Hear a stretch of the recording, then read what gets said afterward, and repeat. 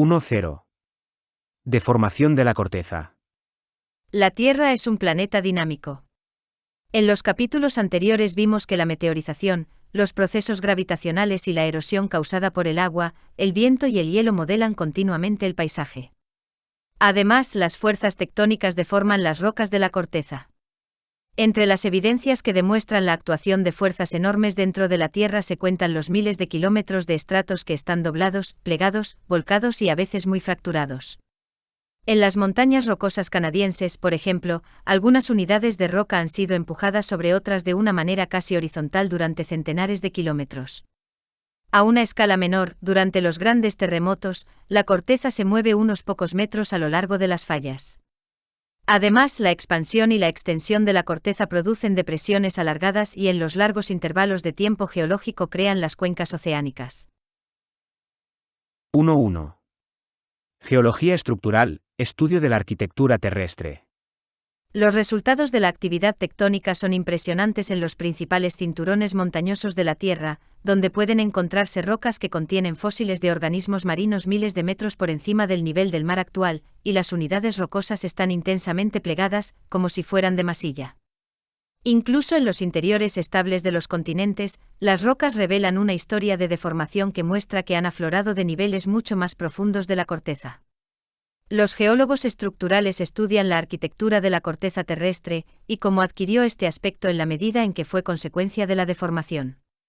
Estudiando la orientación de los pliegues y las fallas, así como los rasgos a pequeña escala de las rocas deformadas, los geólogos estructurales pueden determinar a menudo el ambiente geológico original y la naturaleza de las fuerzas que produjeron esas estructuras rocosas.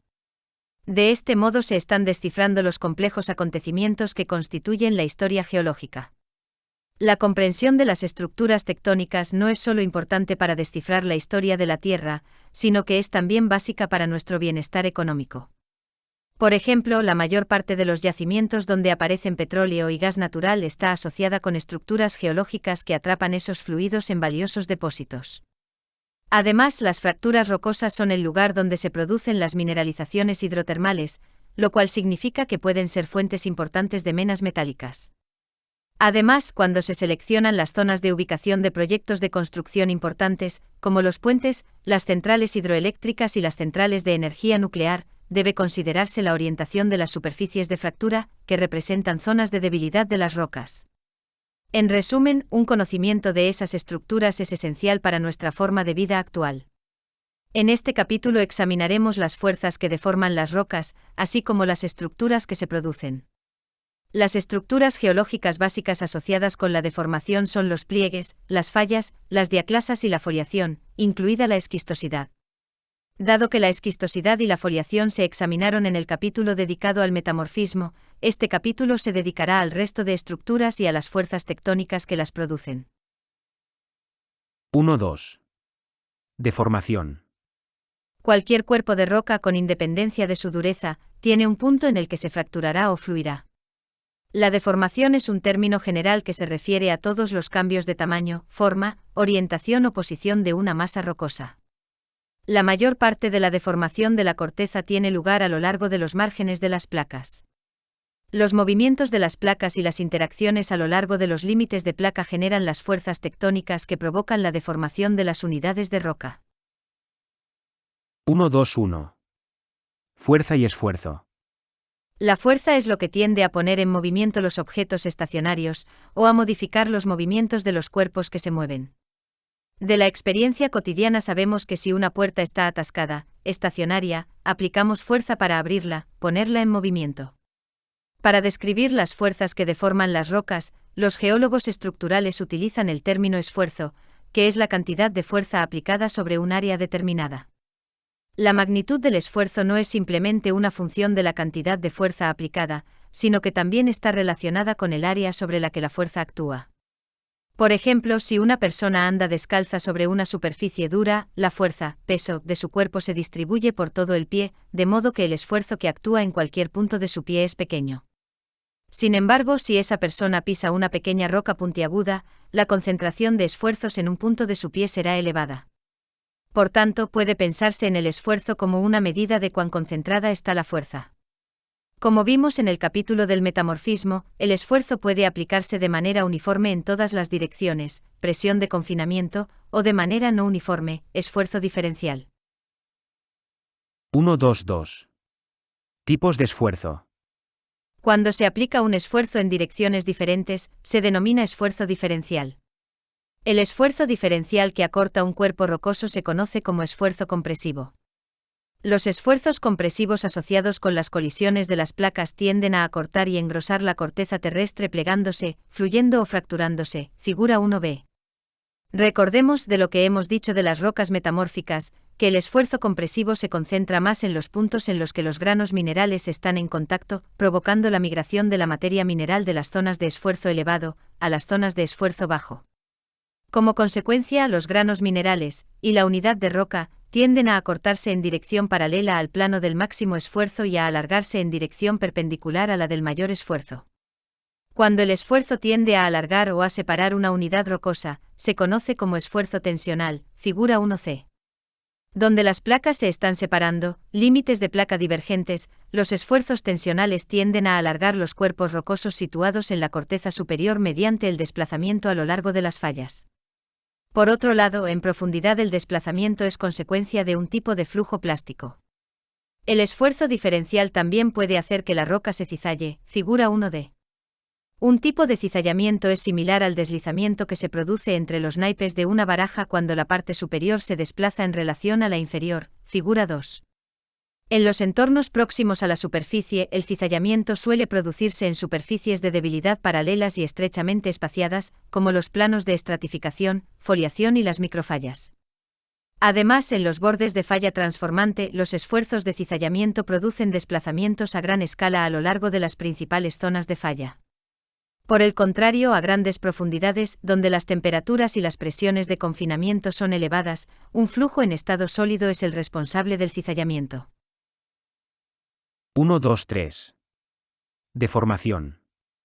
Quizá el tipo de deformación más fácil de imaginar ocurre a lo largo de las superficies de las fallas pequeñas, donde el esfuerzo diferencial hace que las rocas se muevan unas en relación con las otras, de tal manera que su tamaño y su forma originales se conservan. El esfuerzo también puede provocar un cambio irreversible en la forma y el tamaño del cuerpo rocoso, denominado deformación. Como en el círculo que aparece en la figura 2b, los cuerpos deformados no mantienen su configuración original durante la deformación. Al estudiar las unidades de roca deformadas por el esfuerzo, los geólogos se preguntan, ¿qué nos dicen esas estructuras sobre la disposición original de esas rocas y cómo se han deformado? 1.2.4. ¿Cómo se deforman las rocas? Cuando las rocas son sometidas a esfuerzos que superan su propia resistencia, empiezan a deformarse, normalmente plegándose, fluyendo o fracturándose, figura 3. Es fácil hacerse una idea de cómo se quiebran las rocas, porque normalmente pensamos en ellas como algo quebradizo. Pero ¿cómo pueden doblarse las grandes unidades rocosas en pliegues complicados sin romperse durante el proceso? Para responder a esta pregunta, los geólogos estructurales realizaron experimentos de laboratorio en los que las rocas fueron sometidas a esfuerzos diferenciales, bajo condiciones que simulaban las existentes a diversas profundidades debajo de la corteza, figura 4. Aunque cada tipo de roca se deforma de una manera algo diferente, a partir de esos experimentos se determinaron las características generales de la deformación de las rocas. Los geólogos descubrieron que cuando se aplica gradualmente un esfuerzo, las rocas responden primero deformándose elásticamente. Los cambios resultantes de la deformación elástica son recuperables, es decir, igual que ocurre con una cinta de goma, la roca volverá prácticamente a su tamaño y forma originales cuando cese el esfuerzo. Como veremos en el siguiente capítulo, la energía para la mayoría de los terremotos procede de la liberación de la energía elástica almacenada cuando una roca vuelve a su forma original. Una vez sobrepasado el límite elástico, resistencia, de una roca, esta fluye, deformación dúctil, o se fractura, deformación frágil. Los factores que influyen en la resistencia de una roca, y por tanto, en cómo ésta se va a deformar son la temperatura, la presión de confinamiento, el tipo de roca, la disponibilidad de fluidos y el tiempo. Temperatura y presión de confinamiento. Las rocas próximas a la superficie, donde las temperaturas y las presiones de confinamiento son bajas, tienden a comportarse como un sólido frágil y se fracturan cuando se supera su resistencia. Este tipo de deformación se llama deformación frágil. De nuestra experiencia cotidiana, sabemos que los objetos de vidrio, los lápices de madera, las bandejas de porcelana e incluso nuestros huesos, exhiben fractura frágil una vez se supera su resistencia. Por el contrario, en la profundidad, donde las temperaturas y las presiones de confinamiento son elevadas, las rocas exhiben un comportamiento dúctil. La deformación dúctil es un tipo de flujo en estado sólido que produce un cambio en el tamaño y la forma de un objeto sin fracturarlo. Los objetos normales que muestran un comportamiento dúctil son la arcilla de modelar, la cera de las abejas, el caramelo y la mayoría de los metales. Por ejemplo, una moneda de cobre colocada en el raíl de una vía se aplanará y deformará, sin romperse, debido a la fuerza aplicada por un tren que pase por encima. La deformación dúctil de una roca, fuertemente ayudada por una temperatura y una presión de confinamiento elevadas, es algo parecida a la deformación de una moneda aplanada por un tren. Una manera mediante la cual se produce este tipo de flujo en estado sólido en el interior de una roca es mediante el deslizamiento gradual y la recristalización a lo largo de planos de fragilidad en el interior de la red cristalina de los granos minerales. Esta forma microscópica de flujo gradual en estado sólido implica el deslizamiento que altera la red cristalina y la inmediata recristalización que repara la estructura. Las rocas que muestran signos de flujo dúctil normalmente se deformaron a una gran profundidad y exhiben pliegues que dan la impresión de que la resistencia de la roca era parecida a la de la masilla blanda. Tipo de roca. Además del ambiente físico, la composición mineral y la textura de las rocas influye mucho en cómo éstas se van a deformar. Por ejemplo, las rocas cristalinas compuestas por minerales con enlaces moleculares internos fuertes tienden a fracturarse. Por el contrario, las rocas sedimentarias débilmente cementadas o las rocas metamórficas, que contienen zonas de debilidad como la foliación, son más susceptibles de experimentar deformación dúctil. Entre las rocas débiles y por tanto que más probablemente se comporten de una manera dúctil cuando se someten a un esfuerzo diferencial, se cuentan la halita, el yeso y las lutitas, mientras que la caliza, el esquisto y el mármol tienen una resistencia intermedia. De hecho, la halita es tan débil que se deforma bajo pequeñas cantidades de esfuerzo diferencial y asciende en forma de columnas a través de los estratos de sedimentos que se extienden por el Golfo de México y sus alrededores. Quizás el sólido más débil que existe en la naturaleza y que exhibe flujo dúctil a gran escala es el hielo glacial. Por comparación, el granito y el basalto son resistentes y frágiles. En un entorno próximo a la superficie, las rocas frágiles se fracturarán cuando sean sometidas a fuerzas que excedan su resistencia. Es importante observar, sin embargo, que la presencia de cantidades pequeñas de agua en las rocas favorece su deformación dúctil. Tiempo. Un factor clave que los investigadores son incapaces de duplicar en el laboratorio es cómo las rocas responden a pequeños esfuerzos aplicados durante largos intervalos de tiempo geológico. Sin embargo, en escenarios cotidianos pueden observarse los efectos del tiempo en la deformación. Por ejemplo, se sabe que los bancos de mármol se hunden por su propio peso después de un periodo de unos 100 años aproximadamente, y que las estanterías de madera pueden combarse después de cargarlas de libros durante un periodo relativamente corto de tiempo. En la naturaleza, fuerzas pequeñas, aplicadas durante largos periodos, desempeñan seguramente un papel importante en la deformación de las rocas. Fuerzas incapaces de deformar inicialmente una roca pueden hacer que la roca fluya si el esfuerzo se mantiene durante un periodo prolongado de tiempo. Es importante destacar que los procesos por los que las rocas se deforman ocurren a lo largo de un continuo que se extiende entre la fractura frágil pura en un extremo, al flujo dúctil, viscoso, en el otro. No hay límites marcados entre los diferentes tipos de deformación. También necesitamos recordar que, en general, los elegantes pliegues y los modelos de flujo que observamos en las rocas deformadas se alcanzan en general por el efecto combinado de la distorsión, el deslizamiento y la rotación de los granos individuales que componen una roca. Además, esta distorsión y la reorganización de los granos minerales tienen lugar en la roca que es esencialmente sólida. 1.3. Cartografía de las estructuras geológicas. Los procesos de deformación generan estructuras a muchas escalas diferentes. En un extremo se encuentran los principales sistemas montañosos de la Tierra. En el otro, los esfuerzos muy localizados crean fracturas menores en las rocas. Todos estos fenómenos, desde los pliegues más grandes de los Alpes hasta las fracturas más pequeñas de una lámina de roca, se conocen como estructuras tectónicas. Antes de empezar nuestra discusión de las estructuras tectónicas, examinemos el método que utilizan los geólogos para describirlas y cartografiarlas. Cuando estudia una región, el geólogo identifica y describe las estructuras principales. A menudo una estructura es tan grande que desde una zona concreta solo puede verse una pequeña porción.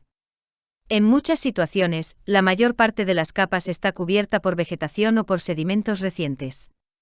Por consiguiente, la reconstrucción debe hacerse utilizando los datos recogidos de un número limitado de afloramientos, que son lugares donde el sustrato de roca aflora en la superficie, véase recuadro 1. Pese a esas dificultades, una serie de técnicas cartográficas permiten a los geólogos reconstruir la orientación y la forma de las estructuras existentes. En los últimos años, los avances acaecidos en fotografía aérea, en la obtención de imágenes a través de los satélites y en el desarrollo del Sistema de Posicionamiento Global, GPS, han ayudado en este trabajo. Además, los perfiles de reflexión sísmica y las perforaciones proporcionan datos sobre la composición y la estructura de las rocas que se encuentran en profundidad. La cartografía geológica se realiza con mucha más facilidad cuando los estratos afloran en la superficie. Esto se debe a que los sedimentos suelen depositarse en capas horizontales. Si los estratos de rocas sedimentarias siguen estando horizontales, esto les dice a los geólogos que probablemente el área no ha experimentado modificaciones estructurales. Pero si los estratos están inclinados, doblados o rotos, esto indica que se produjo un periodo de deformación después de la deposición. 1.3.1. Dirección y buzamiento. Los geólogos utilizan dos medidas denominadas dirección, rumbo, y buzamiento, inclinación, para ayudar a determinar la orientación de un estrato rocoso o de una superficie de falla, figura 5. Conociendo la dirección y el buzamiento de las rocas en la superficie, los geólogos pueden predecir la naturaleza y la estructura de las unidades rocosas y las fallas que están ocultas debajo de la superficie, fuera del alcance de nuestra vista. La dirección es el ángulo entre el norte magnético y una línea obtenida mediante la intersección de un estrato inclinado, o falla, con un plano horizontal, figura 5. La dirección o rumbo se suele expresar como el valor de un ángulo en relación con el norte. Por ejemplo, norte 10 grados este significa que la línea de dirección se dirige 10 grados al este desde el norte. La dirección del estrato ilustrado en la figura 5 es de aproximadamente norte 75 grados este. El buzamiento es el ángulo de inclinación de un plano geológico, como por ejemplo una falla, medido desde un plano horizontal. El buzamiento incluye tanto el valor del ángulo de inclinación como la dirección hacia la cual la roca está inclinada. En la figura 5, el ángulo de buzamiento del estrato rocoso es de 30 grados. Una buena manera de visualizar el buzamiento es imaginar que el agua descenderá siempre por la superficie rocosa según una línea paralela al buzamiento. La dirección de caída formará siempre un ángulo de 90 grados con la dirección. En el campo, los geólogos miden la dirección, rumbo y el buzamiento, inclinación, de las rocas sedimentarias en tantos afloramientos como sea conveniente. Esos datos se representan luego en un mapa topográfico o en una fotografía aérea, junto con una descripción codificada por colores de la roca. A partir de la orientación de los estratos, puede establecerse la orientación y la forma supuestas de la estructura, como se muestra en la figura 6. Utilizando esta información, el geólogo puede reconstruir las estructuras previas a la erosión y empezar a interpretar la historia geológica de la región. 1.4. Pliegues. Durante la formación de las montañas, las rocas sedimentarias y volcánicas suelen doblarse en una serie de ondulaciones semejantes a ondas denominadas pliegues. Los pliegues de los estratos sedimentarios se parecen mucho a los que se formarían si se cogiera una hoja de papel por sus extremos y se fueran empujando uno hacia el otro. En la naturaleza, los pliegues aparecen en una gran variedad de tamaños y configuraciones. Algunos pliegues son amplias flexuras en las cuales unidades rocosas de centenares de metros de grosor se han doblado ligeramente. Otros son estructuras microscópicas muy apretadas que se encuentran en las rocas metamórficas. Diferencias de tamaño aparte, la mayoría de los pliegues se produce como consecuencia de esfuerzos compresivos que provocan el acortamiento y engrosamiento de la corteza. A veces los pliegues se encuentran aislados, pero es mucho más frecuente que aparezcan como una serie de ondulaciones. Para entender los pliegues y el plegamiento, debemos familiarizarnos con la terminología utilizada para nombrar las partes de un pliegue. Como se muestra en la figura 7, los dos lados de un pliegue se denominan flancos. Una línea trazada a lo largo de los puntos de máxima curvatura de cada estrato se llama línea de charnela, o simplemente charnela. En algunos pliegues, como el ilustrado en la figura 7a, la charnela es horizontal, o paralela a la superficie. Sin embargo, en los pliegues más complejos, la charnela del pliegue está a menudo inclinada según un ángulo conocido como inmersión, figura 7b. Además, el plano axial es una superficie imaginaria que divide un pliegue de la manera más simétrica posible. 1.4.1. Tipos de pliegues. Los dos tipos de pliegues más comunes se denominan anticlinales y sinclinales, figura 8. Un anticlinal se forma casi siempre por plegamiento convexo o arqueamiento de las capas de roca. La figura 7 es un ejemplo de un anticlinal. Los anticlinales afloran a veces de manera espectacular en los puntos donde las carreteras atraviesan estratos deformados. Asociados a menudo con los anticlinales se encuentran los pliegues cóncavos o surcos denominados sinclinales. Obsérvese en la figura 9 que el flanco de un anticlinal lo es también del sinclinal adyacente. Dependiendo de su orientación, estos pliegues básicos se describen como simétricos cuando los flancos son imágenes especulares el uno del otro y como asimétricos cuando no lo son. Se dice que un pliegue asimétrico está volcado o acostado si uno de los flancos está inclinado más allá de la vertical, figura 8. Un pliegue volcado puede también descansar sobre su flanco, de manera que un plano que se extendiera a través del eje del pliegue sería en realidad horizontal. Esos pliegues tumbados, recumbentes, son comunes en algunas regiones montañosas como los Alpes. Los pliegues no se extienden indefinidamente, antes bien, sus extremos terminan de una manera muy parecida a como lo hacen las arrugas en la ropa. Algunos pliegues tienen inmersión, porque el eje del pliegue penetra en el terreno, figura 10. Como muestra la figura, pueden tener inmersión tanto los anticlinales como los sinclinales. En la figura 11 se muestra un ejemplo de un anticlinal con inmersión y el modelo que se produce cuando la erosión retira las capas superiores de la estructura y deja expuesto su interior. Nótese que la traza del pliegue de un anticlinal apunta en la dirección de su inmersión, mientras que lo contrario es cierto para un sinclinal. Un buen ejemplo del tipo de topografía que se produce cuando las fuerzas erosivas afectan a estratos sedimentarios plegados se encuentra en la provincia Valley and Ridge de los Apalaches. Es importante comprender que los resaltes no están necesariamente asociados con anticlinales, ni los valles relacionados con sinclinales. Antes bien, crestas y valles se producen por meteorización diferencial y erosión. Por ejemplo, en la provincia Valley and Ridge, los estratos de arenisca más resistente permanecen como imponentes riscos separados por valles excavados en estratos de caliza y lutita mucho más fáciles de erosionar.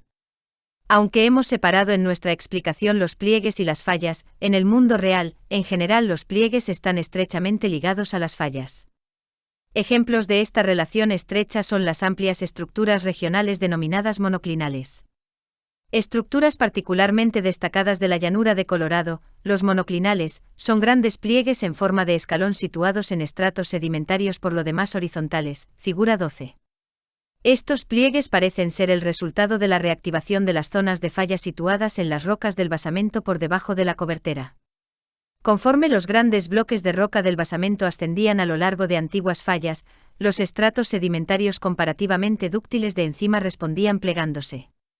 En la llanura del Colorado, los monoclinales muestran una zona estrecha de estratos muy inclinados que se allanan y forman las capas superiores de las grandes áreas elevadas, como el pliegue Sunny, el pliegue Echo Cliffs y la ondulación de San Rafael, figura 12.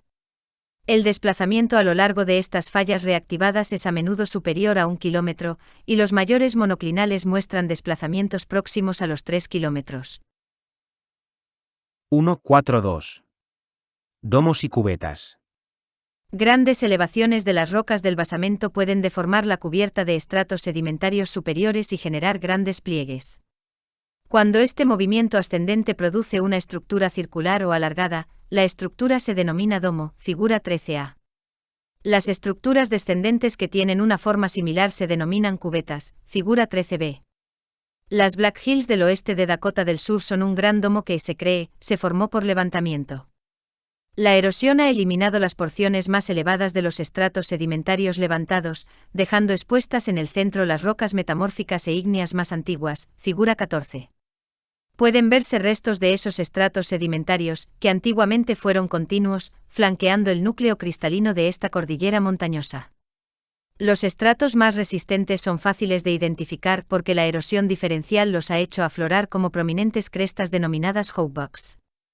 Dado que los hubbocks pueden formarse en cualquier sitio en que los estratos resistentes están muy inclinados, también están asociados con otros tipos de pliegues. Los domos pueden formarse también por intrusión de magmas, lacolitos. Además, la migración ascendente de formaciones salinas puede producir los domos de sal, que son comunes en el Golfo de México. En Estados Unidos existen varias grandes cubetas, figura 15. Las cuencas de Michigan e Illinois tienen estratos de pendientes muy suaves que definen una geometría cóncava.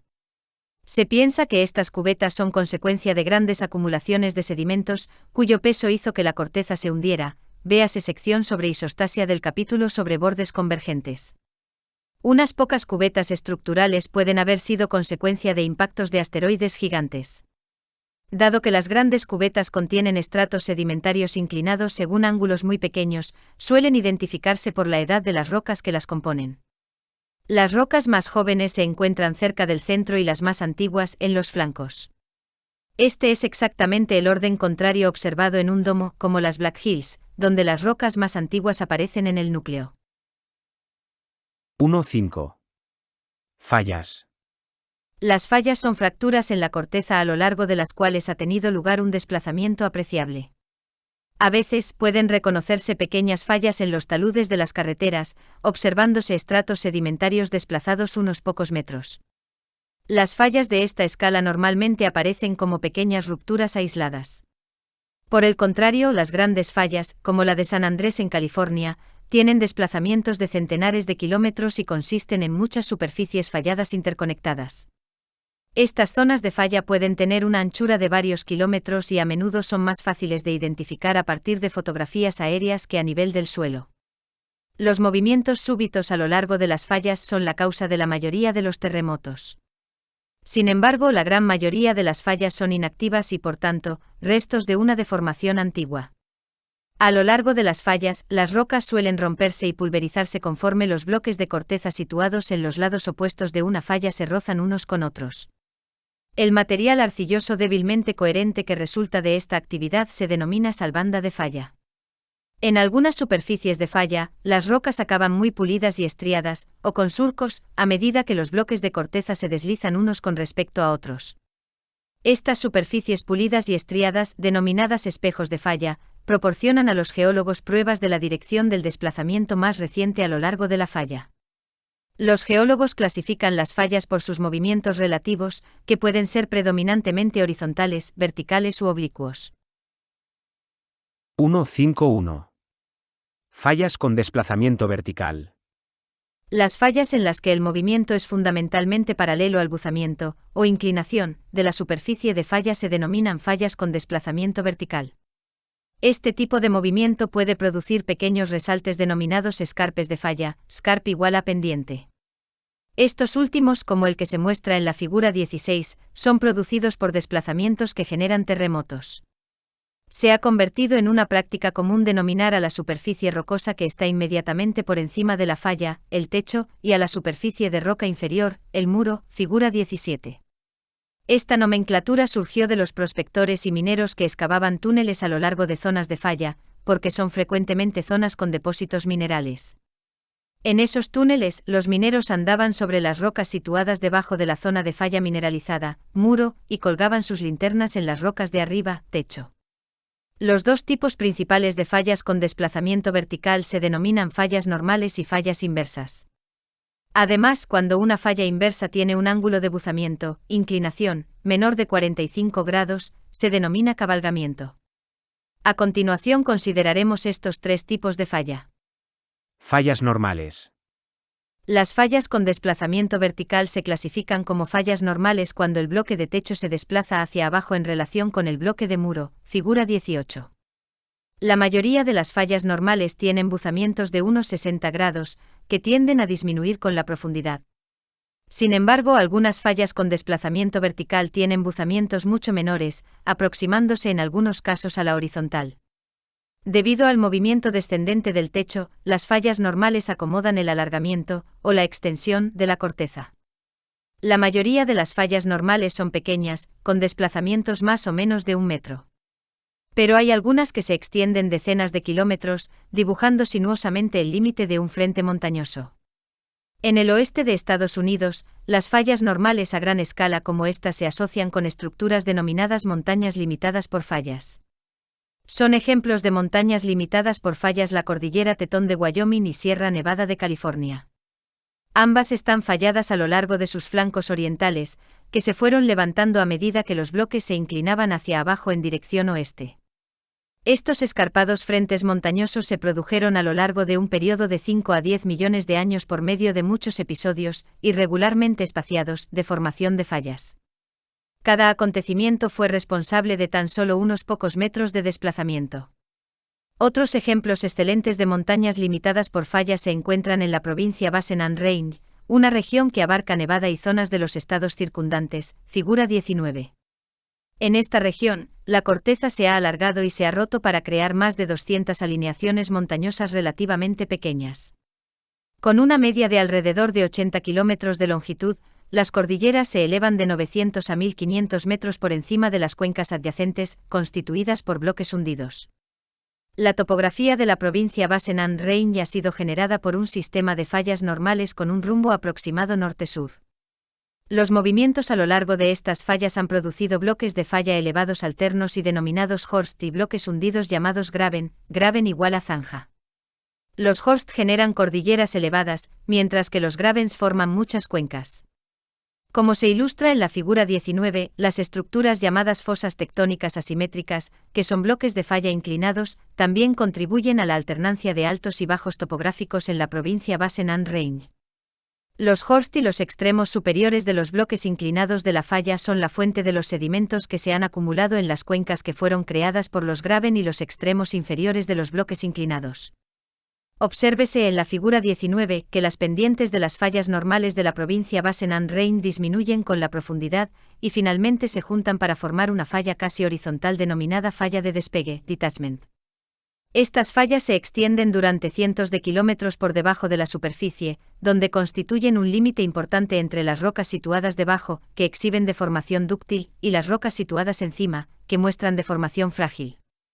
Las fallas con desplazamiento vertical son también predominantes en los centros de expansión, donde se produce la divergencia entre las placas tectónicas.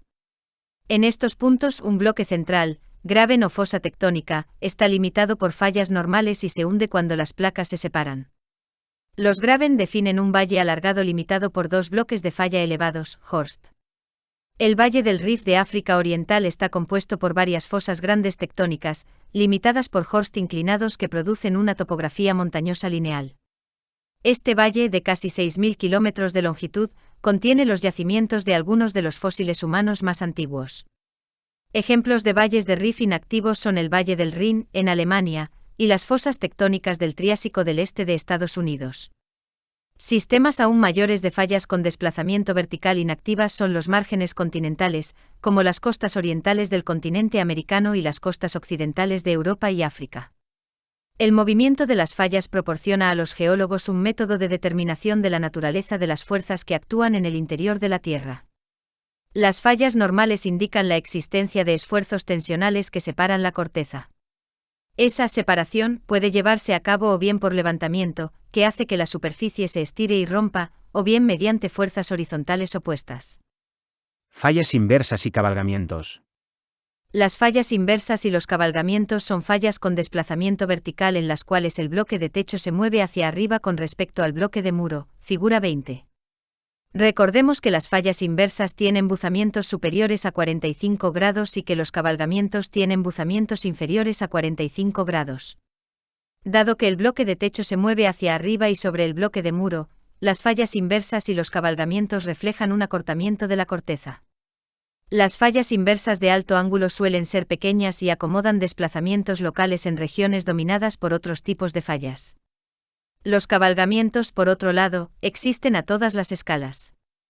Los cabalgamientos pequeños exhiben desplazamientos que oscilan entre milímetros y unos pocos metros. Algunos grandes cabalgamientos tienen desplazamientos del orden de decenas a centenares de kilómetros. Mientras que las fallas normales aparecen en entornos tensionales, los cabalgamientos son resultado de fuertes esfuerzos compresivos. En esos ambientes los bloques de la corteza se desplazan uno hacia el otro, moviéndose el techo hacia arriba con respecto al muro. La formación de cabalgamientos es más pronunciada en las zonas de subducción y otros bordes convergentes, donde las placas están colisionando. Las fuerzas compresivas producen generalmente pliegues además de fallas y provocan un engrosamiento y acortamiento del material implicado. En regiones montañosas como los Alpes, las rocosas septentrionales, el Himalaya y los Apalaches, los cabalgamientos han desplazado los estratos hasta 50 kilómetros sobre las unidades de roca adyacentes. El resultado de este movimiento a gran escala es que los estratos más antiguos se superponen sobre las rocas más jóvenes. Un lugar clásico de cabalgamientos es el Parque Nacional Glacier, figura 21. En él los picos montañosos que proporcionan el aspecto majestuoso al parque han sido esculpidos en rocas precámbricas que fueron desplazadas sobre estratos cretácicos mucho más jóvenes. En el borde oriental del Parque Nacional Glacier hay un pico solitario denominado Chief Mountain. Esta estructura es un resto aislado de una lámina de cabalgamiento que fue dividida por las fuerzas erosivas del hielo glacial y las aguas superficiales. Un bloque aislado se denomina clippe. Clippe igual a acantilado. 1.5.2. Fallas de desplazamiento horizontal. Las fallas en las que el desplazamiento dominante es horizontal y paralelo a la dirección de la superficie de la falla, se denominan fallas de desplazamiento horizontal o desgarres. Debido a su gran tamaño y a su naturaleza lineal, muchas fallas de desplazamiento horizontal tienen una traza que es visible a lo largo de una gran distancia. En vez de una fractura única a lo largo de la cual tiene lugar el movimiento, las fallas de desplazamiento horizontal consisten en una zona de fracturas aproximadamente paralelas, cuya anchura puede ser superior a varios kilómetros. El movimiento más reciente, sin embargo, suele producirse a lo largo de una banda de tan solo unos pocos metros de ancho que puede cortar estructuras como los cauces de los ríos, figura 22. Además, las rocas trituradas y rotas producidas durante la formación de la falla son erosionadas con más facilidad, produciendo, a menudo, valles lineales o depresiones que marcan la ubicación de estas fallas transcurrentes. Los primeros registros científicos de fallas de deslizamiento horizontal se debieron al seguimiento de zonas de ruptura superficial que habían producido intensos terremotos. Uno de los más notorios fue el Gran Terremoto de San Francisco de 1906. Durante este gran terremoto se desplazaron hasta 4,7 metros las estructuras que se habían construido a través de la falla de San Andrés, por ejemplo, las vallas. Dado que el movimiento del bloque de corteza del lado opuesto de la falla fue a la derecha, según se mira hacia la falla, se denomina falla direccional con movimiento destral. La falla Great Glen de Escocia es un ejemplo bien conocido de falla de dirección sinestral, con un sentido de desplazamiento opuesto. Se ha calculado que el desplazamiento total a lo largo de la falla Great Glen supera los 100 kilómetros. También asociados con esta falla hay numerosos lagos, entre ellos el lago Ness, el hogar del legendario monstruo. Muchas grandes fallas de desplazamiento horizontal atraviesan la litosfera y acomodan el movimiento entre dos grandes placas de corteza. Recordemos que este tipo especial de falla direccional se denomina falla transformante. Numerosas fallas transformantes cortan la litosfera oceánica y conectan las dorsales oceánicas. Otras acomodan el desplazamiento entre placas continentales que se mueven en sentido horizontal una con respecto a la otra. Una de las fallas transformantes mejor conocida es la falla San Andrés, en California, véase recuadro 2. A esta falla de límite de placas puede seguírsele el trazado durante unos 950 kilómetros desde el Golfo de California hasta un punto situado a lo largo de la costa norte de San Francisco, donde desaparece en el mar.